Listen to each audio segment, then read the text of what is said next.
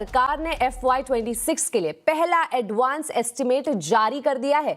FY26 में real GDP growth 6.5% से बढ़कर 7.4% रहने का अनुमान है, जबकि नॉमिनल जीडीपी ग्रोथ 9.8% से घटकर 8% रह सकती है। वहीं रियल जीवीए ग्रोथ 6.4% से बढ़कर 7.3% रहने का अनुमान है। जीडीपी के एडवांस एस्टिमेट पर डिटेल में बात करने के लिए हमारे साथ जुड़ी है CareEdge की चीफ इकोनॉमिस्ट रजनी सिन्हा। रजनी जी, बहुत बहुत स्वागत है आपका आवाज समाचार में। हम आपसे जानना चाहेंगे कि FY26 के लिए जीडीपी का पहला एडवांस अनुमान जारी हो गया है, कैसे लग रहे हैं ये आंकड़े? अगर ये डेटा को हम देखें तो ये बिल्कुल हमारे एक्सपेक्टेशंस के अराउंड है। हम एक्सपेक्ट कर रहे थे कि जीडीपी ग्रोथ 7.5% होगा और नंबर 7.4% आया है, तो मैं बोलूँगी ये हमारे एक्सपेक्टेशंस के अराउंड ही है। और अगर हम देखें तो इस साल बहुत सारा पॉजिटिव फैक्टर्स है जो कि सपोर्टिव है ग्रोथ के लिए। जैसे कि इन्फ्लेशन कम रहा है इस साल, इंटरेस्ट रेट्स कम हुआ है, जीएसटी रेट कट हुआ है, गवर्नमेंट केपेक्स पे बहुत स्ट्रांगली फोकस कर रही है, तो गवर्नमेंट का केपेक्स एक्सपेंडिचर फर्स्ट 8 मंथ्स का जो डेटा है, वो काफ़ी अच्छा है, मोर देन 20% ग्रोथ दिख रहा है उसमें।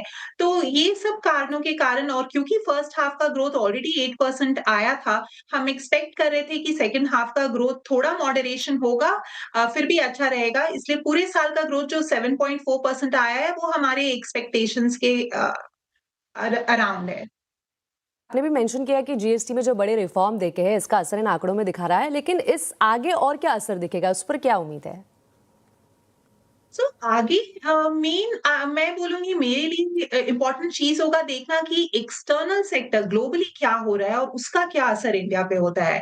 क्योंकि अगर हम देखें तो सितंबर से यूएस का हायर टैरिफ जो है 50% टैरिफ वो इफेक्टिव हो गया है और उसके कारण हमारा एक्सपोर्ट्स जो यूएस को जा रहा है, वो लास्ट अगर हम 3 महीना का डेटा देखें सितंबर, अक्टूबर, नवंबर तो वहाँ कॉन्ट्रैक्शन हुआ है, एक्सपोर्ट्स गिरा है यूएस को। हालाँकि कुछ डाइवर्सिफ़िकेशन भी हुआ है, कुछ दूसरे देशों में जैसे कि चाइना में हमारा एक्सपोर्ट ग्रोथ बहुत बढ़ा है, तो ओवरऑल एक्सपोर्ट ग्रोथ फिर भी उतना इम्पैक्ट नहीं हुआ है। लेकिन ये एक कंसर्न है। दूसरा कंसर्न मैं बोलूँगी कि अगर हम देखें कैपिटल फ्लोज़ बिकॉज़ सेंटिमेंट्स ठीक नहीं है बिकॉज़ बाहर जो ग्लोबली टर्ब्युलेंस है और जो हाई टैरिफ है इंडिया पे, उसके कारण जो एफआईआई फ्लोज़ है, वो भी अच्छा नहीं रहा है। हम एफआईआई आउटफ्लोज़ देख रहे हैं। तो ये सब बहुत कुछ डिपेंड करेगा कि बाहर का क्या माहौल रहता है, बाहर क्यों जैसा कि हमने देखा है पिछले कुछ दिनों में ट्रेड रिलेटेड थ्रेट्स बहुत सारे न्यू थ्रेट्स आ रहे हैं, जैसा कि यूएस ने कुछ दिनों पहले प्रेसिडेंट ट्रम्प ने कहा कि और भी टैरिफ बढ़ा सकते हैं इंडिया पे। तो हमें चौकन्ना रहेगा कि रहना पड़ेगा कि एक्सटर्नल सेक्टर से क्या थ्रेट आ सकता है। अदरवाइज़ अगर मैं डोमेस्टिक देखूँ तो डोमेस्टिक थिंग्स काफ़ी कंट्रोल में है। इन्फ्लेशन भी अच्छा रहेगा आगे चल के भी, इंटरेस्ट रेट्स कम हैं। ऑलरेडी हम देख रहे हैं कि गवर्नमेंट केपेक्स अच्छा है, प्राइवेट केपेक्स में भी पिकअप होने का हमें साइंस दिख रहा है। तो मैं कहूँगी डोमेस्टिक फैक्टर्स तो कंट्रोल में है। आगे चल के इम्पोर्टेंट रहेगा कि जो बाकी एक्सटर्नल फैक्टर्स है, ग्लोबल सिनेरियो क्या होता है और उसका इम्पैक्ट इंडिया पे क्या होता है, वो इम्पोर्टेंट रहेगा।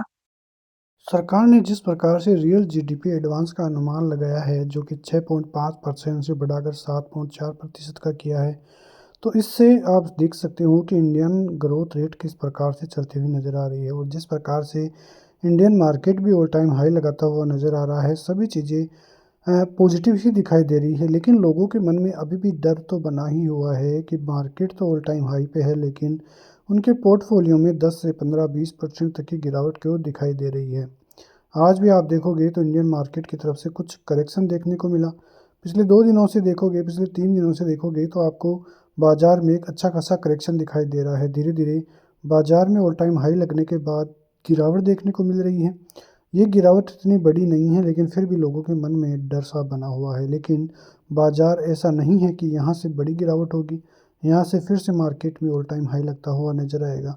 लोगों का जो गिरावट का अनुमान है वो फ़ेल होता हुआ नज़र आएगा और जब लोग पॉजिटिव में जाके बैठेंगे तो वहीं से बाज़ार में गिरावट भी दिखाई देगी। लेकिन जिस प्रकार की चीज़ें इंडियन मार्केट में चल रही है, जिस प्रकार का डेटा इंडियन मार्केट की तरफ से अभी बना हुआ है, उसमें ज़्यादा संकट का विषय तो है नहीं।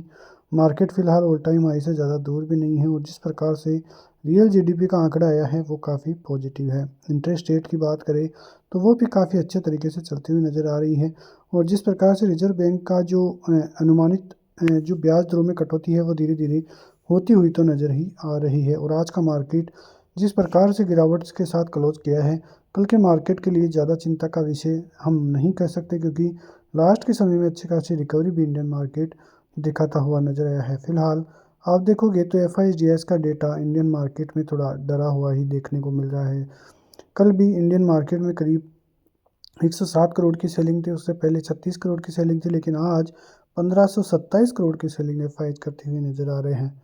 एफआईज लगभग आप देखोगे तो डेली ही सेलिंग करते हुए नज़र आ रहे हैं और इस महीने में भी करीब 4 से 5,000 करोड़ की सेलिंग एफआईज जनवरी के महीने में अब तक कर चुके हैं। तो देखना होगा कि आगे ये डेटा बदलता है या इसी प्रकार से इंडियन मार्केट में फिर से एफआईज की सेलिंग ही बनी रहती है।